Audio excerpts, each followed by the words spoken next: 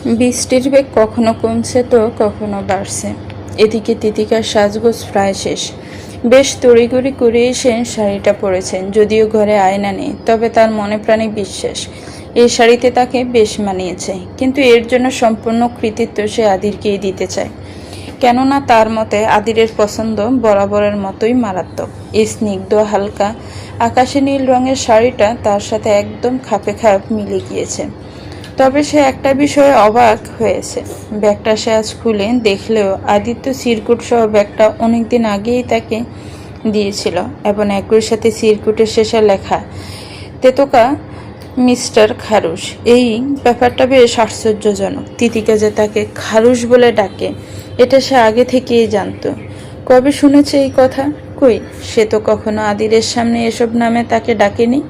অবশ্য ডাকবে কি, সাহসী তো হয়নি। আপাতত এসব ভাবনা চিন্তা সে তার মনের মধ্যে চাপা দেয়। তিতিকার শাড়ি পরায় তেমন দক্ষ নয়, তবে যতটুকু পারে তাতে কোনো মতে কাজ হয়ে যায়। যথারীতি শাড়ি পরা শেষ করে সে চুড়িগুলো আলগোছে পরে নিল। দুহাত এক করে চুড়িগুলো জাকিয়ে সে আচমকা খিলখিল করে হেসে ওঠে। নিমিষে গ্যাস রাতের অদ্ভুত সৌন্দর্য ফুটে ওঠে তার অদরে।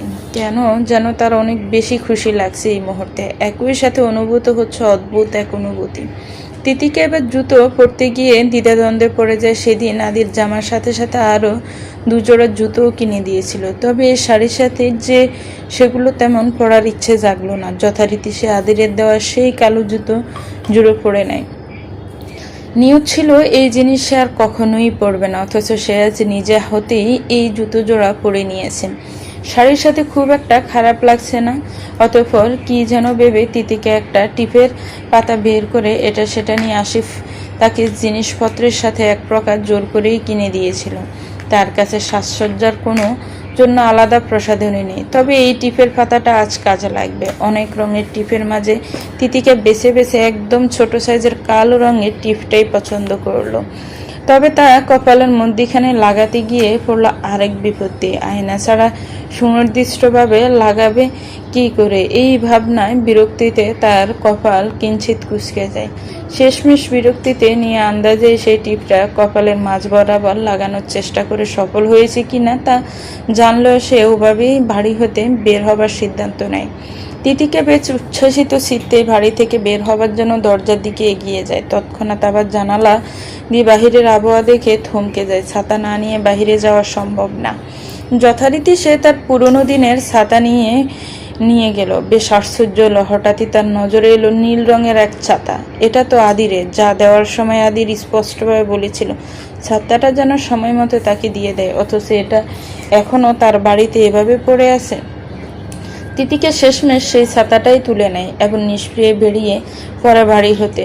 হুটতোলা রিকশায় বসে চলে যায় তার নির্দিষ্ট গন্তব্যের উদ্দেশ্যে। হৃদয়ের অন্তরালে এক ছাপা উত্তেজনা, যদিও তিতিকে এর কারণটা ধরতে পারছে না। সেই তো ওই গম্ভীর মুখ খারুশটার সাথেই দেখা করতে যাচ্ছে, অথচ তবুও যেন সে অনেক বেশি আগ্রহী আদিরের সাথে তার এই নতুন সাজসজ্জার রূপের সাক্ষাতের জন্য।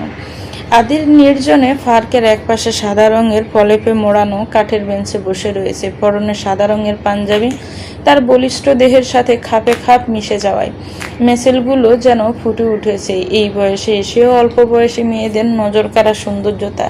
তবে বর্তমানে তার সম্পূর্ণ অপেক্ষা তিতিকাকে ঘিরে। মেয়েটা এখনো এলো না, এটা বেশ ভাবনার বিষয়। ভবিষ্যতে তাকে নিয়ে হয়তো নানান সমস্যায় পড়তে হবে। একে তো বয়স কম, তার উপর মারাত্মক পাকনি, একই সাথে প্রচণ্ড বেখেয়ালি। আদির এসব ভাবনার মাঝে আশেপাশে একবার চোখ বুলিয়ে নেয়। না, তিনি এখনো আসেনি। আদির হতাশ হয়ে দূর আকাশের দিকে তাকিয়ে থাকে। আকাশে মেঘ জমেছে। কখনো মনে হচ্ছে এক দুই ফোঁটা জলবিন্দু এসে তার গায়ে লাগছে, তো কখনো মনে হচ্ছে মেঘগুচ্ছ নিজেদের মতো গুটিয়ে পালিয়ে যাচ্ছে। আদিরের অসুখ পুরোপুরি কমেনি, শরীর এখনো ক্লান্তিতে নিমজ্জিত। শুরুতে তিতিকার অপেক্ষায় বেশ ভালো মতোই সময় পেরিয়ে গেলেও এখন তার প্রচণ্ড বিরক্ত লাগছে।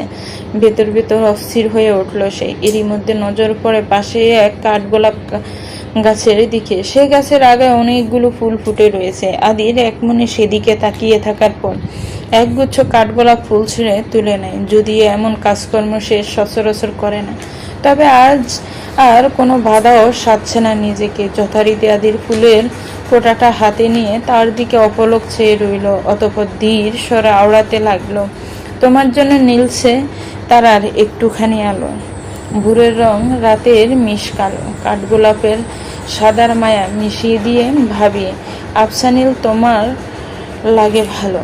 আদিরের গাওয়া শেষ হতে না হতে আচমকা সে কারো উপস্থিতি টের পেতে সে পাশ ফিরে তাকায় এবং হঠাৎ চোখের সামনে তিতিকার মায়াবী রূপে সে সম্পূর্ণ থমকে যায়। নিষ্পলক স্তব্ধ চাহনিতে অপলক সে তাকিয়ে থাকে তিতিকার ঐশ্বর্যমণ্ডিত আবির্ভাবে। নীলাভ রঙের শাড়িতে তিতিকা যেন স্বয়ং সৌন্দর্যের মূর্ত প্রতীক হয়ে দাঁড়িয়েছে। কি চমৎকারভাবে গুছিয়ে শাড়ি পরার সাথে সাথে চুলগুলো ছাড়িয়ে রেখেছে, একই সাথে মাথার ওপর নীল রঙের ছাতাটা যেন তার মূর্ত সৌন্দর্যকে আরো বাড়িয়ে তুলেছে। আদিরের দৃষ্টি হঠাৎ স্থবির হয়ে যায়, অপলক নিস্পন্দন, অবর্ণীয় বিস্ময়ে পূর্ণতার চাহনি। অন্তঃস্থল প্রভাবিত হচ্ছে এক অজ্ঞাত অগ্নি, অচিহ্নের স্রোত, মনোজগৎ হয়ে ওঠা আলোড়িত, অথচ কণ্ঠ নিঃশব্দ। তিতিকার নয়নের নিবিড়তা তাকে অনুভূত করে। সে নিঃস্বর্গের সমস্ত গোপন ব্যাকুলতায় সেই দৃষ্টির ভিতর নীরবে সঞ্চিত। আদির অনুভব করে তার সংযমী ব্যক্তিত্বে অংশ ভেঙে চূর্ণ বিচূর্ণ হয়ে যাচ্ছে। আজ তিতিকার রূপ মাধুর্য সেই অহংকারকে সম্পূর্ণ নির্জীব করে দিয়েছে। সে শুধু অনুভব করে এই ক্ষণটুকু অমর হয়ে থাকুক, এই রূপের মায়াজালে সে অনন্তকাল বিমগ্ন থাকুক, অথচ তার অদরে কোনো শব্দ উচ্চারিত হয় না। নীরবতার মধ্যে তার গভীরতম আকাঙ্ক্ষা অনুরূপিত হতে থাকে। অন্যদিকে তিতিকা কিছুটা অস্বস্তিতে পড়ে যায়। একে তো হঠাৎ শাড়ি পরেছে, তার মাঝে আদির তাকে অদ্ভুতভাবে অনিমেষে চেয়ে দেখছে। তিতিকি ইতস্ত ভঙ্গিতে আশেপাশে চোখ বুলিয়ে নিজেকে স্বাভাবিক রাখে, অতঃপর এখানে বৃষ্টির বেগ না থাকায় ছাতাটা গুটিয়ে নেয়। আদিরের উদ্দেশ্যে মৃদু হেসে আওড়ায়, মিস্টার মানে আপনি ঠিক আছেন? আদিরের নজর পেরে না, সে কোনো কথা বলে না। তিতিকাকে তার ভাবনার কাল্পনিক চরিত্র মনে করছে, ভাবছে সে হয়তো কল্পনায় হারিয়েছে। কিন্তু পরক্ষণেই তিতিকার কণ্ঠস্বর শুনে বুঝলো না, এটা সত্যি। তিতিকা সত্যি সত্যি তার আবদারটা রেখেছে। নিমেষে তার ঠোঁটের কোণে মৃদু হাসির রেখা ফুটে ওঠে, তবে পরক্ষণে আচমকা সে মাথা ঘুরিয়ে নজর সরিয়ে ফেলে। আচমকা তার এহেন কাণ্ডে তিতিকা চমকায়। কি আশ্চর্য, তাকে এখানে আসতে বলে এটা কেমন আচরণ করছে? তিতিকা তার দিকে এগিয়ে যাওয়ার ভাবনায় দু পা বাড়িয়ে চিন্তিত উৎসুক কণ্ঠে বলল, কি হলো? দেখতে ভালো লাগছে না আমায়? আদিরের নজর ছিল একগুচ্ছ কাঠগোলাপের দিকে, কিন্তু তিতিকার কণ্ঠস্বরে সে পুনরায় তার দিকে ফিরে তাকায়। চোখ মুখের ভাব ভঙ্গি সম্পূর্ণ স্বাভাবিক। সে নির্বিকারে তিতিকার দিকে আরো কিছুক্ষণ তাকিয়ে থাকার পর উঠে দাঁড়ায়, অতঃপর আনমনে হেঁটে তার সম্মুখে গিয়ে থামে। আদির অনিমেষেই ছেয়ে রইল তিতিকার দিকে, অথচ তিতিকার বুঝে আসছে না আদির এমন আচরণ কেন করছে। মনে মনে ভাবলো অসুখ বেড়েছে কিনা। এই ভাবনায় চিন্তিত সুরে সে কিছু বলবে, তার পূর্বে আদির তার হাত বাড়ায় এবং তিতিকাকে চমকে দিয়ে সে তার গাল ও গলার এক পাশে আলতো করে বাম হাতটা রাখে, অতঃপর ডান হাতটা চলে যায় সরাসরি কপালের মধ্যিখানে। সেখানে থেকে কালো রঙের টিপটা সে আলগোছে তুলে পুনরায় সুনির্দিষ্ট জায়গা মতো লাগিয়ে দেয় এবং তৎক্ষণাৎ তিতিকাকে ছেড়ে দিয়ে হাত জোড়া নামিয়ে তিতিকার উদ্দেশ্যে আওড়ায়, সুন্দর। তিতিকে চমকে চোখের পাপড়ি ঝাপটায়, তবে তখনই নিজেকে সামলে নিয়ে বলল, শুধুই সুন্দর। আদির পাশে ফিরতে নিয়েছিল। তিতিকার কথা শুনে আবারও তার দিকে ফিরে আনমনে তির্যক হেসে বলল, মারাত্মক সুন্দর। তিতিকাও এবার নিঃশব্দে বিস্তৃত মুচকি হাসে। কিছুটা সময় নিয়ে আদিরের উদ্দেশ্যে বলল, আপনি যে ব্যাগটা দিয়েছিলেন ওটা আমার আগে দেখাই হয়নি, আজ কি পরে আসবো ভাবতে ভাবতে আচমকা ব্যাগটা নজরে পড়ে। এরপর পছন্দ হয়েছে? তিতিকা মাথা জাকিয়ে বলে, অনেক, কিন্তু সিরকুটটা একটু বেশিই পছন্দের ছিল। আদিরের ক্ষণিকের জন্য থমকায়, পরক্ষণেই মৃদু হেসে বলে, এসো বসো এখানে। এই বলেই সে নির্বিকারে হেঁটে গিয়ে বেঞ্চে বসে পড়ে।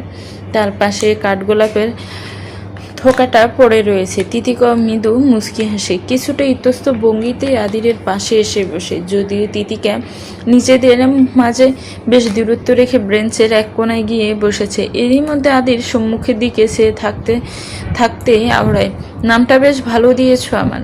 আচমকা এহেন কথা শুনে তিতিকা উৎসুক দৃষ্টিতে তার দিকে চেয়ে বলল, কোন নাম? আদির ফাঁসে ফিরে নিষ্প্রিয় আওড়াই, মিস্টার খারুশ।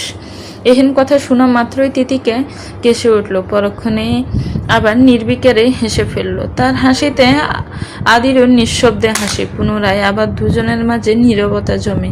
কেউ কোনো কথা বলছে না, যেন বলার মতো তাদের কিছুই নেই। দুজনেই শুধু চুপচাপ সম্মুখের অজানায় তাকিয়ে। এরই মধ্যে তিতিকা তার পাশ থেকে নীল ছাতাটা বের করে আদিরের দিকে এগিয়ে দিয়ে বলল, ও হ্যাঁ, এটা দিতে ভুলে গিয়েছিলাম, এই জন্য দুঃখিত। আদির ব্রু কুচকে বলল, এটা কি? আপনার ছাতা? ভুলে গিয়েছেন? দেওয়ার সময় আপনিই তো বলেছিলেন সময় মতো যেন আপনাকে ফিরিয়ে দিই। তিতিকার এহেন কথায় আদির ভাবনা চিন্তা করতে হঠাৎ সেদিনের কথা মনে পড়ল। পরক্ষণে সে শুষ্ক হেসে তিতিকার দিকে ছাতাটা ঠেলে দিয়ে বলল, রেখে দাও, ওটা তোমারই থাক।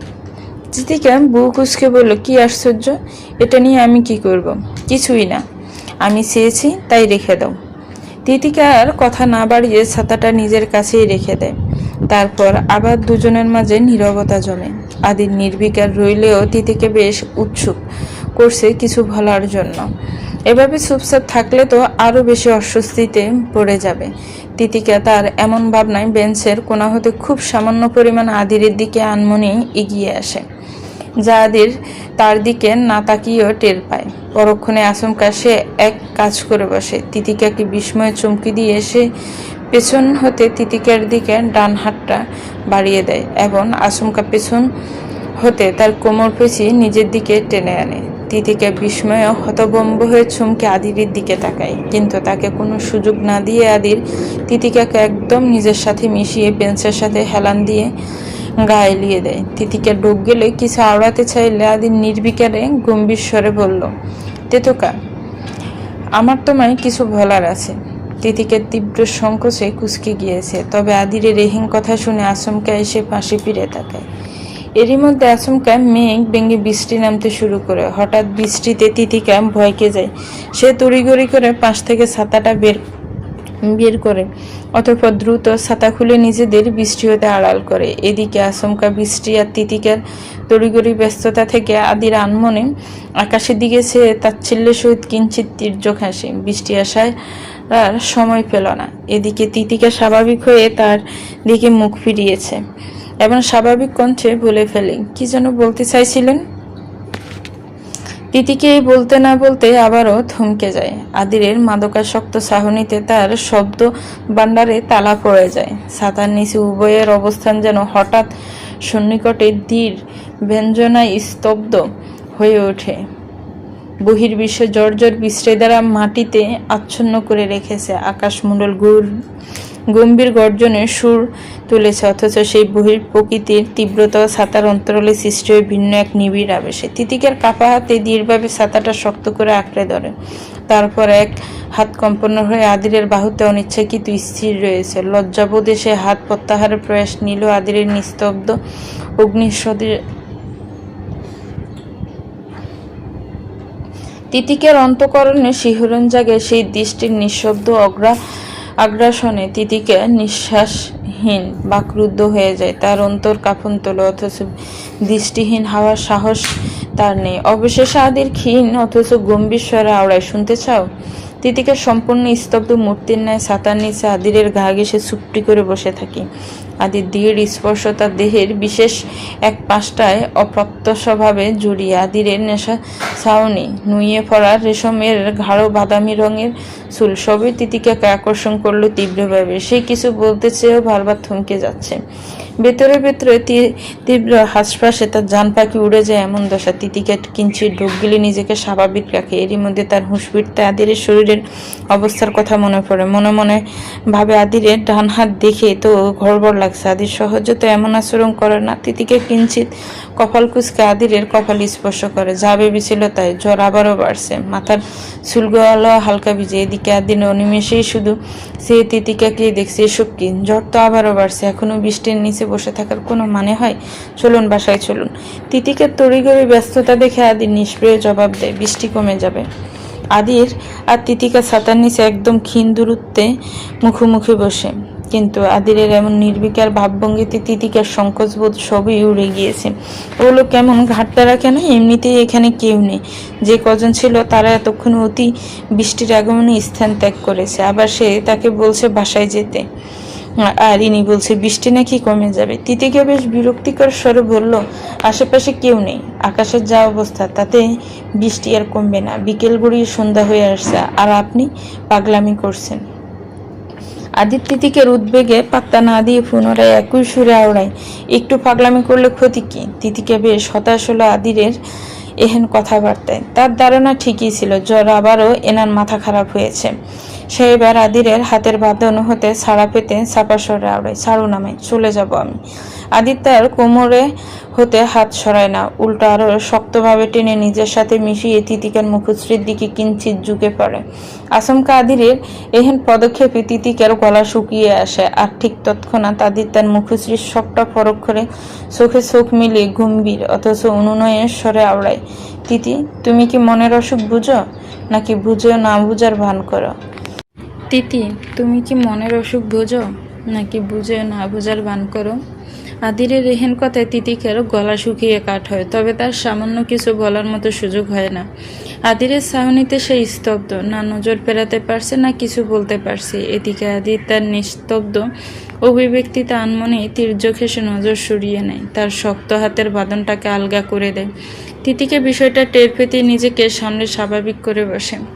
তিতিকে স্তব্ধ ভঙ্গিতে এদিক ওদিক তাকাতে থাকে, হাত দুটো মুঠো করে কোলের মাঝে শাড়ির আঁচল চেপে খেলা করে। তার ইতস্ত ভাবভঙ্গি আদির আর চোখে দেখে ভারী শ্বাস পেলে এবং আচমকায় এই প্রবল বৃষ্টির মাঝে বলে ওঠে, চলো যাওয়া যাক এবার। আদিরের কথা শুনে তিতিকা পাশে ফিরে তাকায়, অতঃপর নিজেকে তটস্থ করে মাথা নাড়িয়ে বলল, আদির পুনরায় তাকে জিজ্ঞেস করে, কোথায় যাবে? আদিরের নির্লিপ্ত অভিব্যক্তিতে তিতিকা খানিকটু উৎসুক দৃষ্টিতে তাকিয়ে পরক্ষণে নিজেকে তটস্থ করে বলল, কোথায় আবার? আপনি আপনার বাসায় আর আমি আমার বাসায়। তিতিকা এই বলে থামতে না থামতে আদির ভারী শ্বাস ফেলে গম্ভীর স্বরে বলল, আমার বাসায় যাওয়ার মুড নেই। তিতিকে এবার নড়ে চড়ে বসে এবং কণ্ঠস্বর খানিক তীক্ষ্ণ করে আওড়ায়, আপনার কি হয়েছে বলুন তো? শরীর বেশি খারাপ লাগছে? আদির আবারও নিশ্চুপ হয়ে থাকে। তিতিকার দিকে নির্লিপ্ত ভঙ্গিতে কিছুক্ষণ তাকিয়ে থাকার পর সে আচমকা তিতিকার হাত থেকে ছাতাটা নিয়ে নেয়, অতঃপর পাশের বেঞ্চের উপর রাখা একগুচ্ছ কাঠগোলাপ তার হাতে ধরিয়ে দেয়, যা দেখে তিতিকা বেশ অবাক হয়ে তার দিকে তাকিয়ে বলল, এগুলো কোথায় পেলেন? আদির নির্লিপ্ত ভঙ্গিতে পাশে থাকা গাছের দিকে ইশারা করে। তিতিকা ক্ষণিকের জন্য থমকাতে আদির নিজ হাতে হতেই বলে উঠল, গাছ হতে ফুল ছেঁড়ার মতো বাজে অভ্যাস আমার নেই। গাছের ফুল গাছেই সুন্দর আমি জানি, তবে এই কটা ফুলও যেন কারোর উপর কাছে মাথা নত করেছে। তিতিকা আর কথা বাড়ায় না, আলগোছে ফুলগুলো নেড়ে ছেড়ে দেখতে থাকে। অন্যদিকে আদির জিরে জিরে বৃষ্টির মাঝে উঠে দাঁড়ায়, অতঃপর তিতিকার হাতটা আলতোভাবে নিজের হাতে আঁকড়ে ধরে তাকে নিজের পাশে দাঁড় করায়। তিতিকা কিঞ্চিত শুষ্ক ঢোক গিলে নিজেকে গুটিয়ে তটস্থ করে। আদির তার ভাবগতি তার চোখে পরক্ষরে শীতল গম্ভীর স্বরে বলল, তিতি, তোমার এই অতিমাত্রিক সংকোচ বোধে আমার উস্কে দেয়। তুমি যা লুকাতে চাও সেটাই সর্বাধিক প্রলুব্ধকর। তিতিকা সম্পূর্ণ ভাগরুদ্ধ, তার আর বলার মতো কোনো ভাষা নেই। শাড়ির আঁচল চেপে আদিরের পায়ের সাথে পা মেলায়। চারপাশে এখনো নির্বিকারে বৃষ্টি ঝরছে।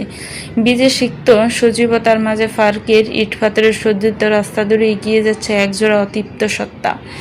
তাদের মাঝে থাকা অনুভূতিগুলো প্রতিনিয়ত নানান ঘূর্ণিপাকে অবর্তিত, অথচ মুখ ফুটে কেউ কাউকে স্পষ্ট অভিব্যক্তিতে কিছুই বলতে পারছে না। কোনো না কোনো দ্বিধায় দুজনেই নিজেদের ভাবনাকে প্রশ্নবিদ্ধ করছে। দুজনের নীরব চাহনি অমোঘ আকাঙ্ক্ষা বাসার সীমা অতিক্রম করে হৃদয়ের গভীর সঞ্চার ঘটায়, অথচ এই তৃপ্ত চাহনা অপূর্ণতায় দগ্ধ। তবুও তীব্রতা কামনা তাদের অন্তরকে বেঁধে রেখেছে নির্বিশেষে। তিতিকে ইতস্ত ভঙ্গিতে বেখেয়ালি হাঁটতে হাঁটতে আচমকা পাথরের কণার সাথে পা বাঁধিয়ে উষ্টা খেয়ে কর্মদাগ ঘাসের উপর পড়তে নিলে তৎক্ষণাৎ আদির তাকে শক্ত হাতে চেপে নিজের সাথে মিশিয়ে নেয় এবং তখনই গম্ভীর স্বরে বলে ওঠে, বেখেয়ালি ফোনা বন্ধ করো, বিরক্ত হচ্ছি আমি। তিতিকা আদিরের বুকের সাথে সম্পূর্ণ লেপ্টে রয়েছে। আদিরের তার হাত পেট গলিয়ে ফিরছে, পুনরায় অপর পাশের উদরে ঠেকেছে। গলা শুকিয়ে তার কাঠ হয়ে আছে। এত সংকোচবোধ তার ইহের জন্ম কোনোদিন হয়নি। ইচ্ছে করছে আকাশ পাতাল পুরো কোথাও চলে যেতে। তবে আপাতত আদির রাগান্বিত ছাউনিতে চোখ মেলানোর সাহস না জুগিয়ে মিনমিনি আওড়ায়, বাড়ি যাব আমি। আদির তিতিকার দিকে কিছুক্ষণ তাকিয়ে থাকার পর বাড়ি শ্বাস ফেলে বলল, চলো। হুড়তোলা রিকশায় গুড়ি গুড়ি বৃষ্টির মাঝেই দুজন বিজীর্ণ রাস্তার বুকে এগিয়ে চলেছে। কোথায় যাচ্ছে তা জানা নেই। আদি শুরুতে বাড়িতে নিয়ে যাবে বললে এখন আর তাকে ছাড়ছে না। আর কিছু বললে জবাবও দিচ্ছে না। তার সন্নিকটে বসে থাকায় তার গায়ের উত্তাপে এটুকু তো স্পষ্ট যে খারুসের জ্বর বাড়ছে। কিন্তু এমন পাগলামি কেন শুরু করেছে কে জানে। এরই মধ্যে বৃষ্টি একটু কমে যেতেই আদির আচমকা রিকশার হুডে ফেলে দেয়। তার এহেন কাণ্ডে তিতিকা তড়িঘড়ি করে বলল, আরে কি করছেন? এই বৃষ্টির পানি মাথায় লাগলে অসুখ আরো বাড়বে তো। তিতিকার কথায় আদির কোনো প্রতিক্রিয়া করে না। আলগোছে গাম্ভীর্য সহিত মুখটা পাশে ফিরিয়ে নেয়। ঢাকা শহরের এমন ভিআইপি এরিয়াতে সাধারণ মানুষের আনাগোনা খুবই কম। সবাই অত্যধিক বিলাসবহুল গাড়ি নিয়ে যাওয়া আসা করছে। আদির চারপাশটায় আনমনে চোখ বুলিয়ে নেয়। আজকের অনুভূতিটা নতুন হলেও মন্দ লাগছে না। ঠিক কত বছর পর সে এইভাবে রিকশায় চড়ে শহর ঘুরছে তা জানে না। অবশ্য আদৌ কখনো তার এমন কিছু করার সুযোগ হয়েছিল কিনা তাও অজানা। কিন্তু আজকের দিনটা তার জীবনের পাতায় অত্যন্ত বিশেষ হয়ে থাকবে, এতে সে একদম নিশ্চিত। এরই মধ্যে আদি টের পায় তার পাশে বসে থাকা তিতিকে উসখুস করছে। নিষ্প্রিয় পাশে তাকাতেই দেখেন তার খোলা চুল নির্বিকারে শীতল হাওয়ায় উঠছে। হাতে তার কাঠগোলাপের থাকা, কখনো তা সামলে নিয়ে এক হাতে চুল বাঁধা সম্ভব হচ্ছে না, আবার কখনো চুল বাঁধতে গিয়ে ফুল সামলাতে হিমশিম খাচ্ছে। আদির আনমনে তার দিকে কিছুক্ষণ তাকিয়ে থাকার পর নিষ্প্রিয় নিজের দুহাত পেছন হতে তিতিকার দিকে বাড়িয়ে তার কেশগুচ্ছ স্পর্শ করে। নিমেষে তিতিকা চমকে পাশে ফিরতে না ফিরতে আদির নির্বিকারে চুলগুলো সব কানের পাশে ও গাঢ় হতে আলতো করে টেনে নিয়ে তা একত্রে মুড়িয়ে খোপা করার চেষ্টা করে। পুরোপুরি সফল না হলেও সবগুলো চুল কোনো মতে এক হাতে দেখে আদির শান্ত হয়। অন্যদিকে তিতিকে শুধুমাত্র হতভম্বের ন্যায় ছেয়ে থাকে। এরই মধ্যে তাকে আরও বেশি অস্বস্তিতে ফেলে দিতে আচমকা আদি তার কানের নিকট মুখে এগিয়ে ফিসফিসে শীতের নিরেট কণ্ঠ আওড়ায়, তোমার চুলগুলো মারাত্মক সুন্দর, আই লাভ ইট।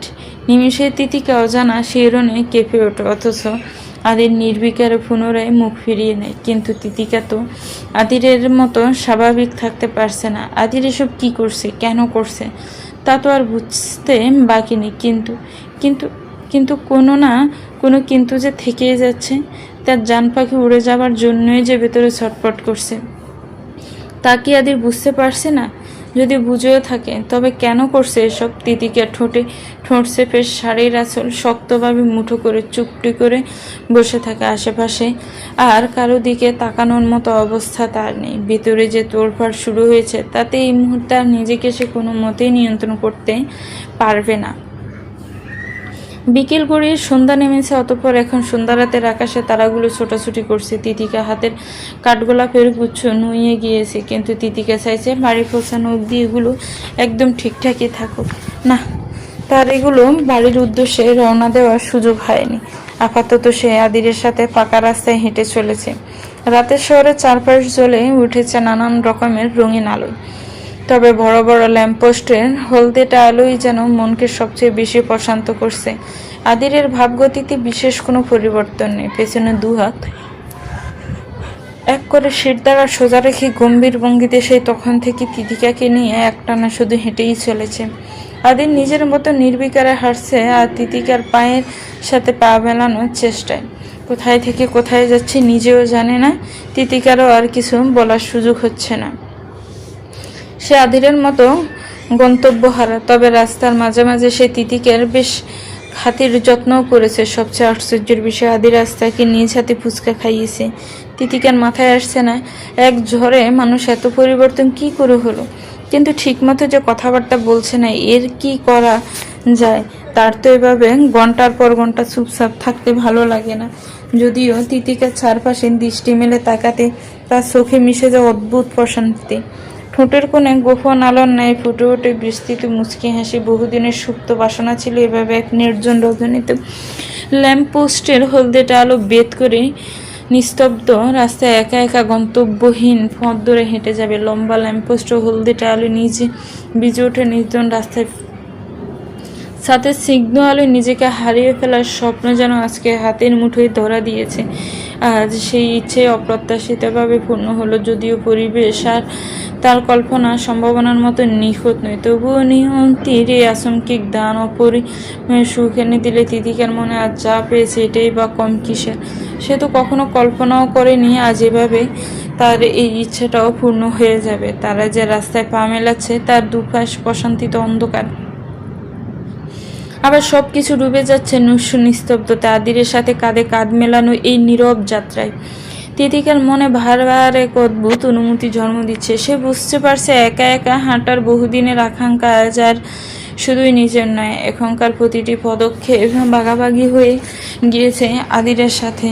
তার অন্তরে গোপন ইচ্ছা যেন ধীরে ধীরে আদিরকে কেন্দ্র করে নতুন রূপ নিচ্ছে। এরই মধ্যে তিতিকা আদিরের রেহেন নির্লিপ্ততায় অস্থির হয়ে বলল, আর কতক্ষণ এভাবে? আপনার রেস্টের প্রয়োজন, অথচ আপনি কথাই শুনছেন না। আমি বলেছি আমার বাসায় যাওয়ার মুড নেই।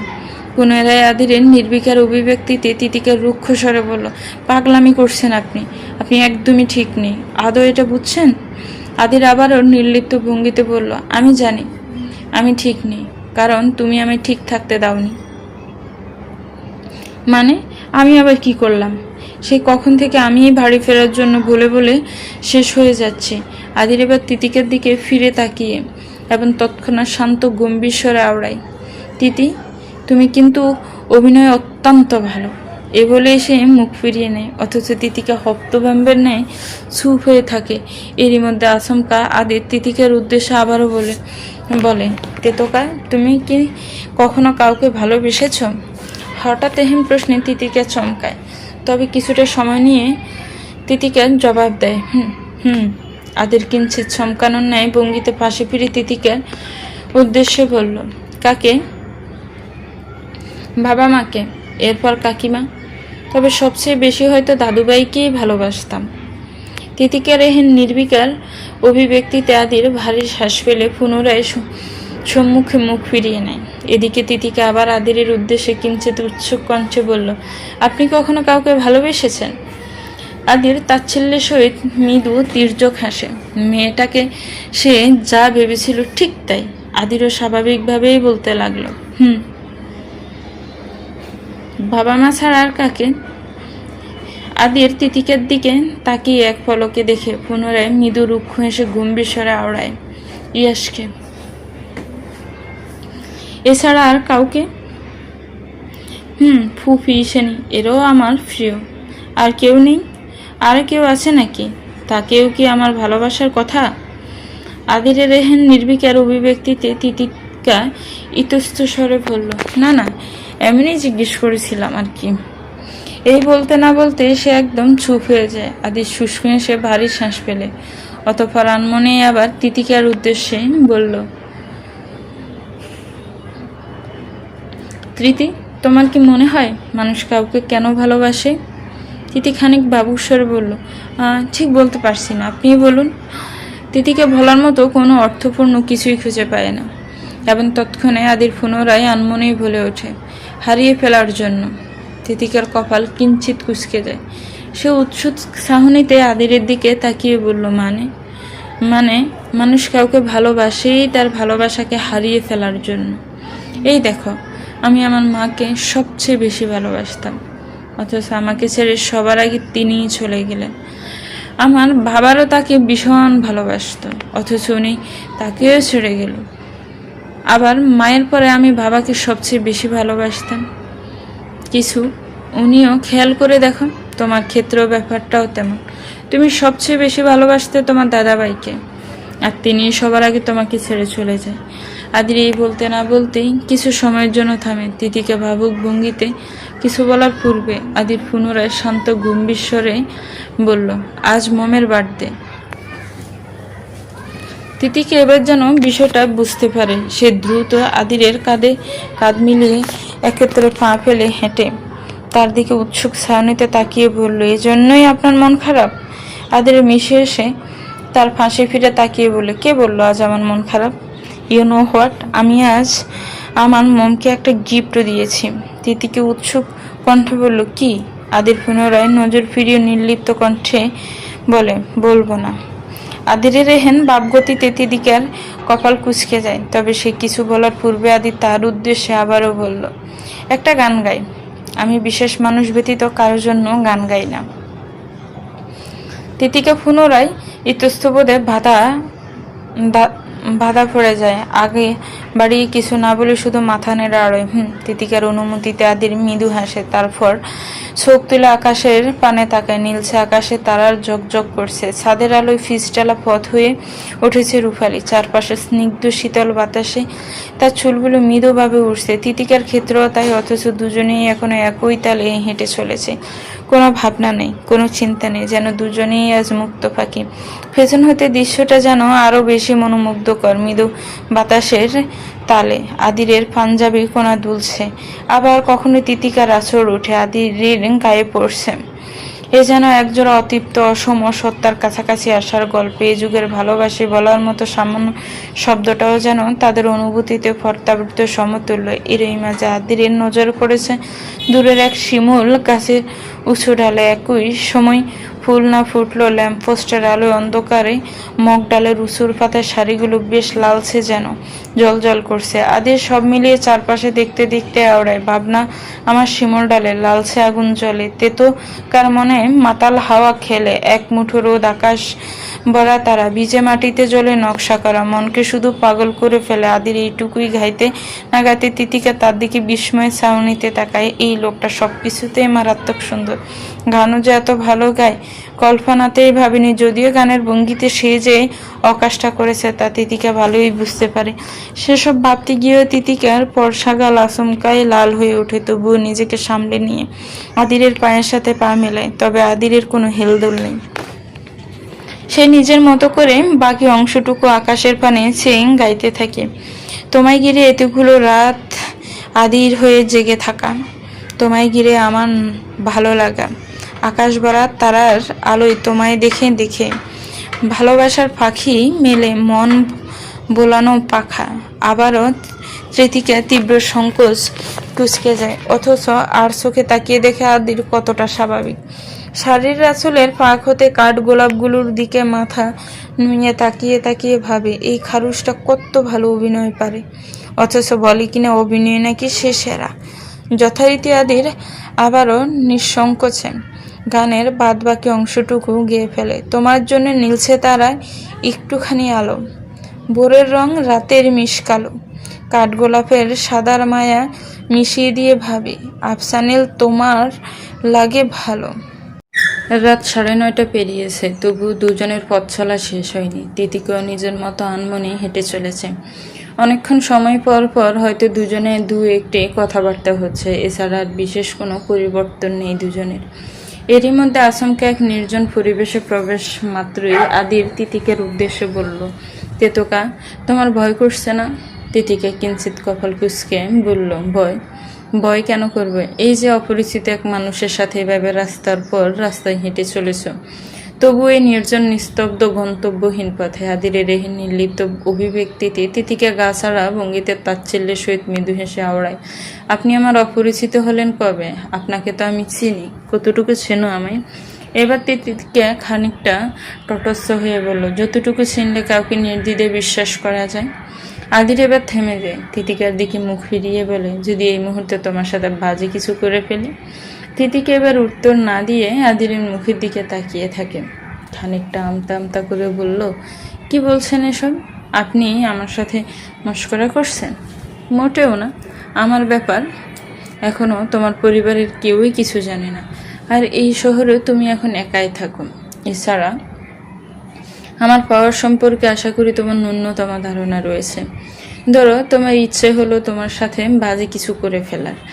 আদিরের কথা শেষ হতে না হতে তিতিকা তীক্ষ্ণ কণ্ঠে তার উদ্দেশ্যে বলল, বাজে কিছু বলতে কি বোঝাতে চাচ্ছেন? আদির অদ্ভুতভাবে নিঃশব্দে হেসে বলল, এই ধরো তোমাকে মেরে বুড়িগঙ্গায় ভাসিয়ে দিলাম। এবং কেউই কখনো তোমার কোনো খোঁজ খবর পেল না। তিতিকা চোখ মুখ কুঁচকে আদিরের উদ্দেশ্যে বলল,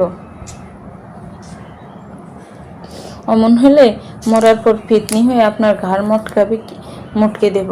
আদির নিঃশব্দে হেসে বলল, তুমি এমনিতেও পেতনি, নিম গাছের তেতো পেতনি, মিস তেতোকা। তিতিকা ক্ষিপ্ত হয়ে কিছু বলতে নিবে তার পূর্বে আদির তার উদ্দেশ্যে বলল, অনেক হয়েছে, চলো এবার। কোথায় যাবেন? কেন? তুমি তোমার বাসায় আর আমি আমার বাসায়। আদিরের রেহিন কথায় তিতিকা আনমনেই ভারী শ্বাস ফেলে। আদির তাকে তীক্ষ্ণ নজরে পরখ করে বলল, কি মিস তেতোকা, আজ রাতটা আমার বাসায় থাকবেন নাকি? আদিরের অভিব্যক্তিতে তিতিকা আচমকাই চমকে উঠল। এই মুহূর্তে আদির তাকে মিসেস তেতোকা বলল নাকি সে ভুল শুনল? তিতিকা চোখ ফিটফিট করে আদিরের দিকে তাকাতেই আদির ভ্রু উঁচিয়ে তিতিকা কি ইশারা করে যথাযথ জবাব দিলে। তিতিকা তৎক্ষণাৎ নিজেকে সামলে নিয়ে বলল, আমার বাসা থাকতে আপনার বাসায় কেন থাকতে যাব? কেন? গাড় মটকানোর জন্য? এই বলতে না বলতে আদি তিতিকার সন্নিকটে এগিয়ে আসে। তিতিকা খানিকের জন্য ঘাবড়ে গেলেও শাড়ির আঁচল চেপে নিজেকে তটস্থ করে। সে আদিরের চোখে চোখ মিলিয়ে তাকিয়ে থাকতে থাকতে আদির কিঞ্চিত মৃদু হেসে নির্বিকারী তিতিকার কপালের সামনে সরে পড়া চুলগুলো আলতোভাবে আঙ্গুলের সাহায্যে ঠিক করে দিতে দিতেই বলতে লাগলো, স্মৃতি। আদিরের আবেশিত কণ্ঠস্বরে তিতিকা তীব্র সংকোচের সহিত আওড়ায়, আদির আনমনে তিতিকার দিকে তাকিয়ে নিমেষেই তিতিকার হৃদস্পন্দনের গতি বেড়েছে। সে আদিরের চোখের তীব্র উৎসুক চাহনিতে তাকিয়ে থাকে, এই যেন সে বিশেষ কিছু একটা বলে ফেলবে। আদির বেশ কিছু একটা সময় নিয়ে শেষমেশ ভুলেই ফেলল, কাল অফিসে সময় মতো চলে এসো, অনেক কাজ বাকি পড়ে আছে, সেসব দ্রুত করতে হবে। আর আর সন্ধ্যার দিকে আমার কিছু লোকজন যাবে তোমার বাসায়, যা যা জিনিসপত্র ওদেরকে বুঝিয়ে দিও, এরপর আমি গিয়ে তোমায় নিয়ে আসবো। নিমেষে তিতিকে সোয়াল শক্ত হলো, এতক্ষণ সময় নিয়ে মানুষ এসব কথা বলে, সে তো কি না কি ভেবে বসেছিল। তিতিকে এই বিরক্তিতে মনে মনে আওড়ায়, আসলেই খারুস। ভার্সিটি শেষে তিতিকা অফিসে আসা মাত্রই যারার সাথে তার দেখা হয়ে যায়। আশ্চর্যজনকভাবে যারা আজ নিজ হতে তিতিকার কাছে এগিয়ে এলো। তিতিকে এখানে অবাক হলেও সে নিজেকে সম্পূর্ণ স্বাভাবিক রেখেই কথোপকথন চালিয়ে যায়। এদিকে যারা শুরুতেই তিতিকের উদ্দেশ্য বলল, হাই, ইদানিং তোমাকে অফিসে বেশি অনিয়মিত দেখছি। তিতিকা কিঞ্চিত মলিন হেসে আওড়ায়, একটু অসুস্থ ছিলাম, এই জন্যই। বাহ, আর স্যারের মতো তুমিও দেখি একই টাইমিংয়ে অসুস্থ হও। ভালো ভালো, বেশ ভালো। বস আর ফিয়ের মধ্যে তো এমনই মিল হওয়া উচিত। এই বলেই সে অদ্ভুতভাবে হেসে ফেলে। তিতিকা সোয়াল শক্ত করে তার উদ্দেশ্যে আওড়ায়, কোনো অপ্রয়োজনীয় কথা বলার থাকলে বলুন, নয়তো আমি। আরে আরে তিতিকা ম্যাম, ট্রিগার হচ্ছেন কেন? এই বলেই সে তিতিকার কাছে কিছুটা এগিয়ে এসে কানের কাছে ফিসফিসিয়ে আওড়ায়, সত্যি করে বলো তো, আর স্যারের সাথে তোমার কি চলছে? তিতিকা সাফা নজরে সোয়াল শক্ত রেখে তাকাতে যারা পুনরায় তাচ্ছিল্যের সহিত হেসে বলল, চোখ রাঙিয়ে লাভ নেই তিতিকা, আমরা মানুষ, ভাত খাই, চোখের সামনে নিজের লীলা খেলা দেখাবে আর ভেবেছ কিছুই বুঝবো না? আপনি কিন্তু এবার বেশি বেশি বলছেন। ও আচ্ছা মিস তিতিকা, তোমার মতো মেয়েদের মাথায় ঠিক কী চলে তা আমরা টুকটাক হলেও বুঝতে পারি। ভেবো না তোমাদের নিয়ে সন্দেহটা শুধু আমার, বরং তোমার মতো একটা অযোগ্য মেয়ের এভাবে বিয়ে হওয়ার পর থেকে অফিসের সবাই তোমাদের সন্দেহের নজরে দেখছে। যাই বলি না কেন, তুমি কিন্তু একটা সিজ বাইরি। কীভাবে এমন রাখো বোয়ালকে নিজের জালে টপকিয়ে নিয়েছো? অন্তত এই জন্য তোমার প্রশংসা না করলেও নয়। তিতিকার এক মুহূর্তে এখানে দাঁড়ানোর প্রয়োজন মনে পড়ল না। চাপা নজরে এক পলক যারা সহ পাশের উৎসুককে সকলকে দেখে নিয়ে সরাসরি স্থান ত্যাগ করল। সে চলে যেতে যারা পেছন হতে মনে মনে হাওড়ায়, ভাবটা এমন দেখায় যেন বাজামা উল্টে খেতে পারে না। কি ভেবেছে এসব বড় লোকদের স্যাপার কিছু বুঝি না? মিস তিতিকা, তোমার মতো হাজারটা মেয়ে এরা টাকা দিয়ে হাতের মোয়া বানিয়ে রাখে, প্রয়োজন শেষ হইতে আবর্জনা ভেবে ডাস্টবিনে ছুঁড়ে ফেলে। দেখবে তোমার সাথেও ঠিক এটাই হয়েছে। তিতিকে এক প্রকার রাগে পুষতে পুষতে আদিরের কেবিনে প্রবেশ করে। মেজাজ যে হারে খারাপ হয়েছিল তাতে সেখানে আর 1-2 মিনিট দাঁড়িয়ে থাকলেও বড়সড় ঝামেলা বেঁধে যেত। কিন্তু আদিরের কাছে এসেও খুব একটা লাভ হলো না। তিতিকাকে দেখা মাত্রই আদির তাকে এক গাদা ফাইল দেখিয়ে দিয়ে বলল, মিস ঋতিকা, গত কয়েকদিনের রিপোর্ট মোতাবেক আপনি অফিসে বেশ অনিয়মিত। এভাবে চলতে থাকলে খুব দ্রুত নিজের পদ হারাবেন। যাই হোক, এখন ফাইলগুলো নিয়ে যান, সময় মতো সব কাজ রেডি হওয়া চাই। তিতিকা যেন এবার রাগে হুঁশ হারালো। গিরগিটিও এত রং বদলায় না যতটাই খারুশ রায়ান চৌধুরী রং বদলাচ্ছে। গত 2 দিন হতে এই অসুস্থতার পেছনে দৌড়ে দৌড়ে তার জীবন শেষ। আবার গতকাল রং তামাশা করে সারাদিনের পাশাপাশি রাত 10টা অবধি নিজের সাথেই ছিপকে রেখেছিল। ঠিক 10টার পর আদিত্যকে নিজের বাসায় যাওয়ার অনুমতি দিয়েছে। একই সাথে আবার নিজে গিয়ে বাড়িতে রেখে এসেছে, অথচ এখন এমন ভাব করছে যেন সে কিছুই জানে না। তিতিকার দাঁতে দাঁত চেপে কিছু বলতে চেয়েও আর বলল না। ফাইলগুলো একসাথে তুলে নিয়ে তৎক্ষণাৎ রুম থেকে বেরিয়ে গেল এবং তা দেখে আদির পেছন হতে আনমনে তির্যক হেসে ফেলল। মাঝে তালবাহানা করে ইয়াসকে 2 দিন ঠিক মতো পড়াতে পারেনি। কাল তো আদিরের জন্য ইয়াসানিকে নিজের অসুস্থতার কথা বলে ছুটি নিয়েছে, কিন্তু আজকে আর এমনটা করলে চলবে না। অফিস শেষ করে তিতিকা বেশ তড়িঘড়ি করেই চৌধুরী ম্যানশনে পৌঁছালো। তবে অন্যান্য দিনের চেয়ে আজ চৌধুরীর বাড়িতে ভিন্ন আবহের আমেজ বিরাজ করছে। তিতিকা খেয়াল করলো কয়েকজন নতুন মানুষের অস্তিত্ব। একজন বয়স্ক মহিলার পাশাপাশি 2জন মধ্যবয়স্ক নারী সহ হাফসা ঐশানী কথাবার্তা বলছেন। যদিও তিতিকা এদের কাউকেই চেনে না, কিন্তু মোটামুটি সকলকে নিয়েই তার বেশ কৌতূহল জাগলো। এই বাড়ির বিষয়ে মাথা না গামিয়ে নিজের মতোই ইয়াসের পড়াশোনার রুমের দিকে এগিয়ে যায় সে। ইয়াস তাকে দেখা মাত্রই সালাম দিয়ে বলল, মিস আপনি নাকি অসুস্থ ছিলেন। হুট করে মিথ্যে বলতে গিয়ে তিতিকা থমকে যায়, মনে মনে বিরক্ত হয়। খারুসটার জন্য বাচ্চাটার কাছে এখন মিথ্যে বলতে হবে। তিতিকা বাড়ি শ্বাস ফেলে বলল, কিছুটা। এখন কেমন আছেন আপনি? এখন একদম ঠিক আছে। অবশ্য এত সুইট একটা স্টুডেন্টকে ফেলে কোনো মিসই ভালো থাকবে না, বলো তো? ইয়েস খানিকটা লজ্জাবোধের সাথে মৃদু হেসে ফেলে এবং আচমকা তিতিকের উদ্দেশ্যে বলতে লাগলো, মিস, আপনাকে না আমার অনেক ভালো লাগে, তাই আপনার কাছে আমার একটা আবদার আছে। তিতিকে কিছুটা অবাক স্বরে বলল, আমার কাছে আবদার? আচ্ছা ঠিক আছে, বলো, আমি তোমার সব আবদার মেনে নেব, কিন্তু একটা শর্তে। ইয়াস শুরুতে খুশি হতে নিয়েও পরক্ষণে হতাশ হয়ে আওড়ায়। শর্ত? কি করতে হবে আমার? তিতিকা মৃদু হেসে বলল, বেশি কিছু না। এবারের পরীক্ষায় তোমাকে হাইস্ট মার্ক তুলতে হবে। যদি পারো তবে আমি তোমার সব কথা শুনব। ইয়াস কিছু একটা ভেবে নিয়ে বলল, ওহ, এই ব্যাপার, ঠিক আছে, আমি তবে তাই করব। আজ থেকে অনেক পড়াশোনা করব, বুঝবই। এখন বলো, তোমার কি আবদার রয়েছে? ইয়াস কোনো প্রকার বনিতা না করেই বলল, মিস, আপনার যখন একটা মেয়ে বেবি হবে তখন সেই বেবিটার সাথে আমার বিয়ে দিতে হবে, কারণ আমি জানি আপনার মেয়ে আপনার চেয়েও অনেক বেশি সুইট হবে। আর ওই চমচমকে আমার চাই। আপনি রসগোল্লা আর আপনার মেয়ে হবে চমচম। এই বলে ইয়াস নির্দ্বিধে বিস্তৃত হেসে ফেলে। অথচ তিতিকের শূন্য চাহনিতে ইয়াসকে দেখছে।